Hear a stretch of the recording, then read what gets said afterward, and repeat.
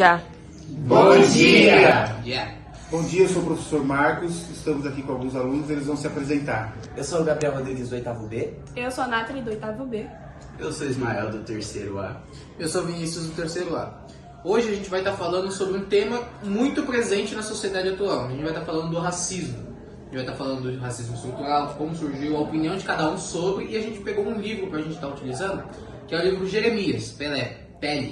Perdão. É um HQ do Maurício de Souza, mas não é só uma simples história em quadrinhos. Ele marca muito a sociedade porque representa o racismo na infância, o racismo presente no Brasil no como um todo, né? E a história de como ele teve. A gente teve a Nathalie, né? Que ela leu o HQ, e a gente vai estar fazendo algumas perguntas para ela sobre o que ela lembra, a reflexão que ela teve na HQ. E a gente vai trabalhando com isso. A gente não vai trabalhar só em cima do livro, a gente vai estar falando algumas outras coisas também, como o racismo em si, a visão de cada um sobre, e como eles enxergam isso presente no Brasil hoje. Se eu não falar sobre o livro, posso falar também da ancestralidade que ele traz, né? Sim. Se eu não me engano, pelo que eu me lembro do livro, que faz um tempinho já que eu li, ele vai falar sobre a falta de histórias negras nas famílias aqui no Brasil. Isso, o reconhecimento das famílias negras aqui no Brasil.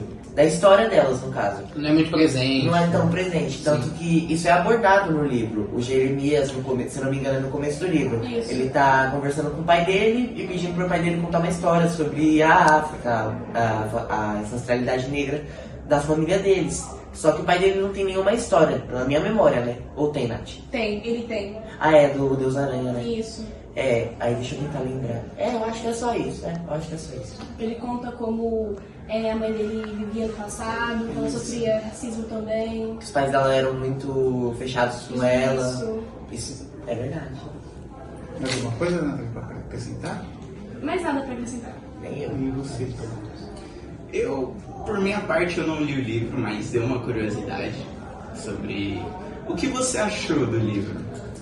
O que eu achei do livro, ele mostra realmente a realidade do racismo, sobre a mãe dela e o Jeremias. Eu acho que o Jeremias ter a curiosidade sobre o racismo e sobre o conhecimento da sua ancestralidade, eu acho que é muito plausível para o livro. É muito social. Assim, como eu acompanho o Maurício de Souza desde lá da minha infância também, o Jeremias, faz um pouquinho de tempo já, né? O Jeremias, ele é o estereotipo do negro no Brasil, como as pessoas falam, negro, o cabelo ruim. Sim. E esse estereotipo, é interessante ver essas histórias contadas nos gibis, mas ao mesmo tempo ver também como que é colocado o negro na literatura. Sim. A gente quase não vê falar sobre eles. Né? A gente vai ter aí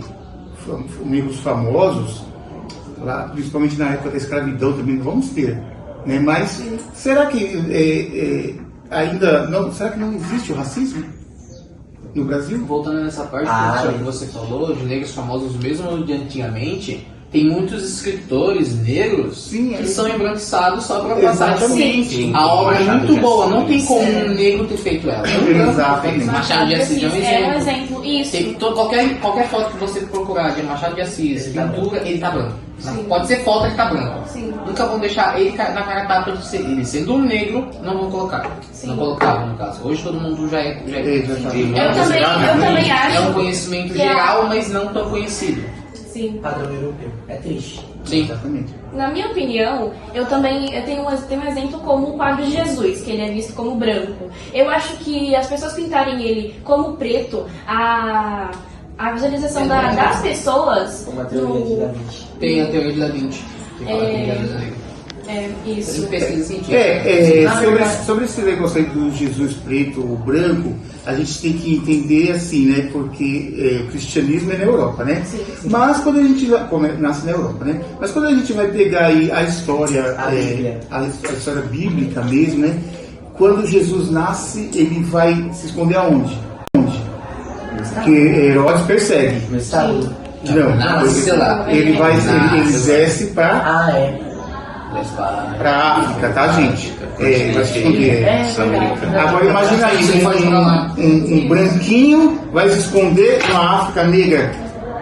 Exatamente. E a Bíblia tem passagens que citam, que se eu não me engano, então, a dele era como sardônica. Eu acho que é. E assim, Praticamente toda a história bíblica se passa no continente africano. se passa no continente africano. Vai se embranquecer para ser aceito. Sim. É uma música. É verdade. Tanto que foi, assim, tanto que essa parte do Jesus branco nasceu, né, na Europa.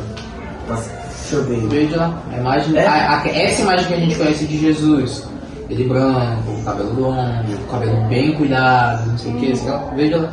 Porque antigamente... Foi o Da Vinci que fez. Você falou uma coisa bacana aí, Vinícius. Cabelo longo e Bem cuidado. Bem cuidado, Bem né? cuidado. Bem cuidado, né? Em umas aspas. Aí, a gente tá até saindo um pouquinho do tema, né? Estamos indo mais para a parte da Bíblia, né? Parece até. Mas tá tudo junto. Tá tudo junto. O que eu quero dizer? Só pra gente não sair da linha, mas tocando no assunto do Vinícius, como que um cabelo branco, cabelo longo e bem cuidado seria de uma pessoa que até falou que dormiu sobre pedras, né? Sim. Tem passagens na Bíblia que vai falar sobre isso aqui. Ele dormiu sobre as pedras, ele dormiu ao luar, essas coisas, né? Uma pessoa para ter um cabelo bem cuidado, sedoso, aquela coisa bonita, ele tem que todo dia estar limpando, estar lavando, ou não é? Eu nem tenho. Mas eu imagino que eu tô quase no caminho ali. Naquela época os cuidados não eram tantos. Não eram tantos, né? Isso é verdade. A Natália até falou sobre, foi o Gabriel que falou sobre uma condição do europeu, né? É porque era um período que a Europa era o centro de tudo, né? A gente até chama de eurocentrismo. Por conta disso. Ela era o novo mundo. Não, o velho mundo. Nós é o novo mundo. Exatamente. Sul-americano. Sim. E aí, galera? Não é isso. Isso a gente tem uma percepção de que o racismo está enraizado e muito fundo. Não tem como a gente simplesmente arrancar ele.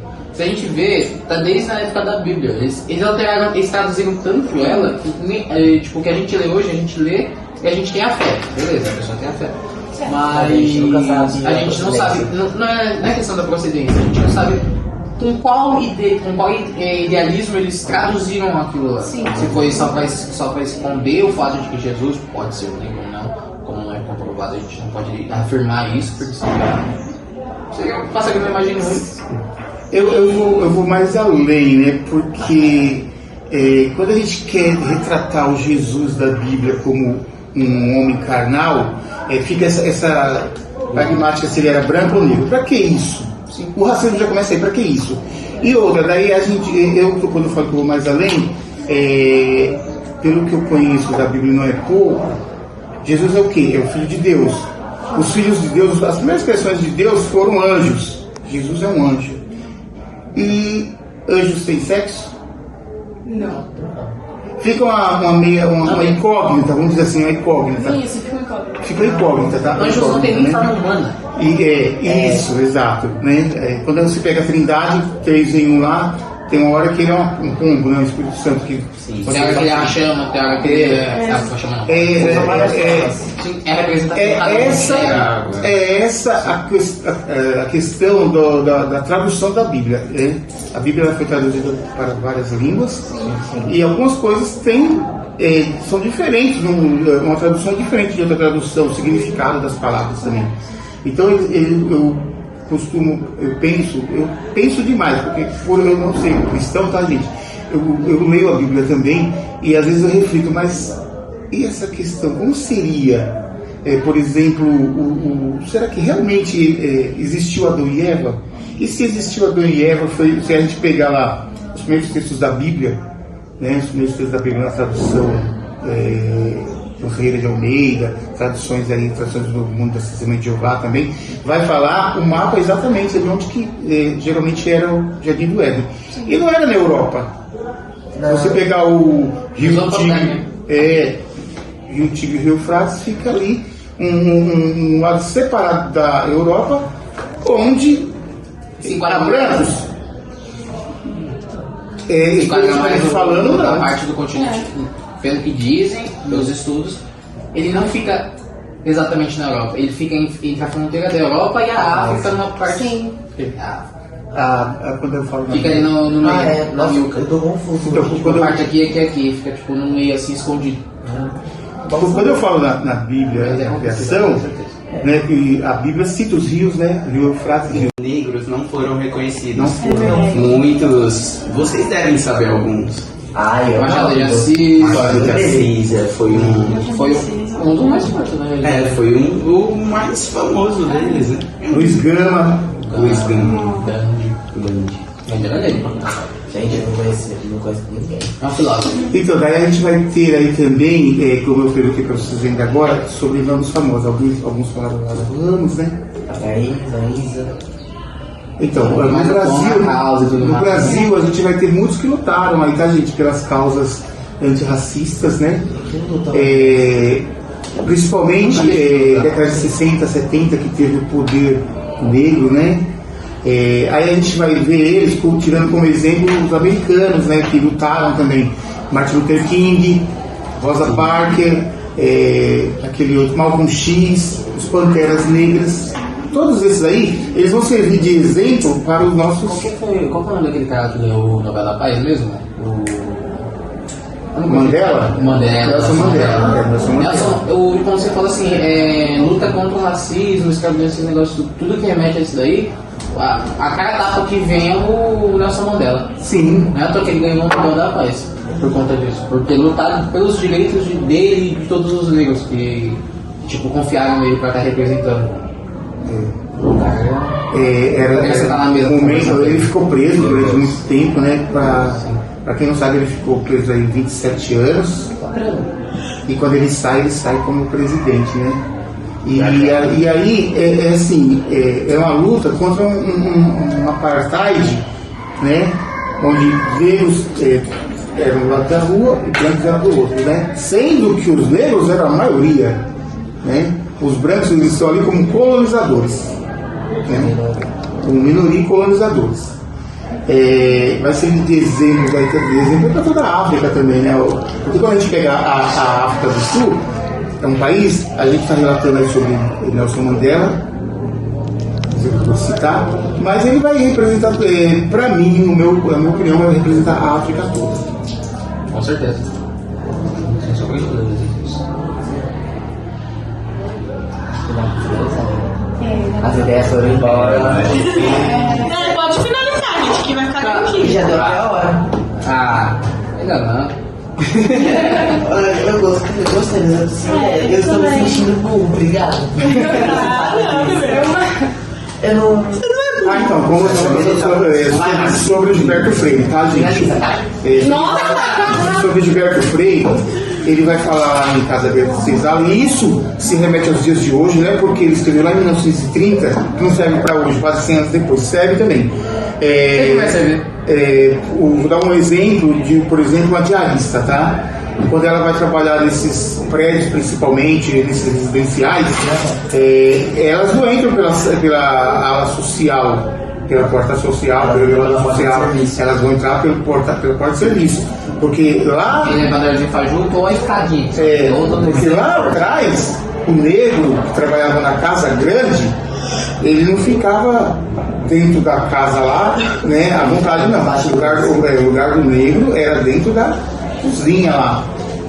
Para vocês terem ideia, nem o homem branco, em muitos casarões aí, ele vai entrar. Aquilo lá é um lugar reservado para a mulher dele, né? Negros não foram reconhecidos. Não foram. Muitos. Vocês devem saber alguns. Machado de Assis. Machado de Assis foi um dos mais fortes, né? Foi o mais famoso deles, né?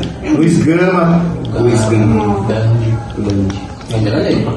Gente, eu não conheço ninguém. É um filósofo. Então, daí a gente vai ter aí também, como eu perguntei para vocês ainda agora, sobre nomes famosos.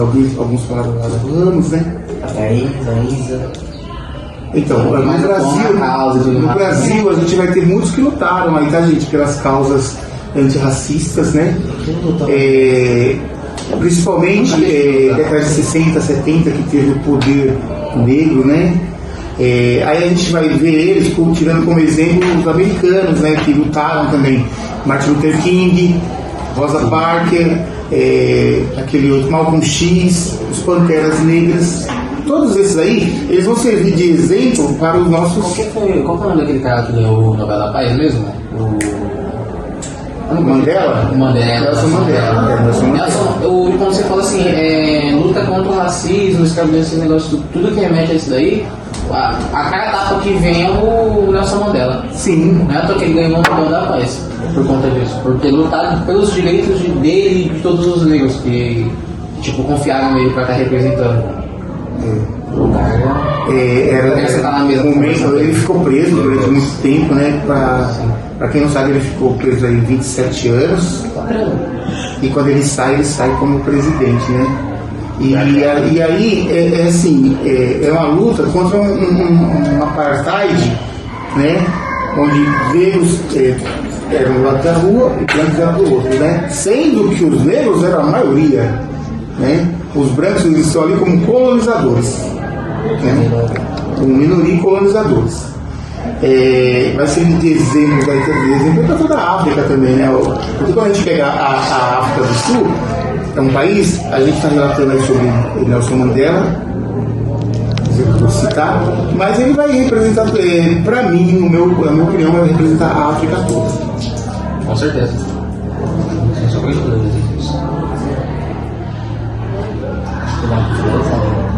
As ideias foram embora. Pode finalizar, gente, que vai ficar tranquilo. Já deu até a hora. Ainda não. Eu gostei dessa ideia. Eu estou me sentindo bom, obrigado. Eu não. Então, como sobre o Gilberto Freire, tá, gente?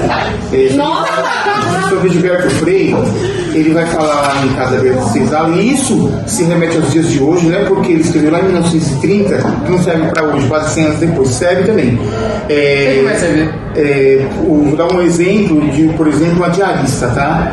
Quando ela vai trabalhar nesses prédios, principalmente, nesses residenciais, elas não entram pela ala social, pela porta social, pela ala social, elas vão entrar pela porta de serviço. Porque lá. Porque lá atrás, o negro que trabalhava na casa grande, ele não ficava dentro da casa lá, né, à vontade, não.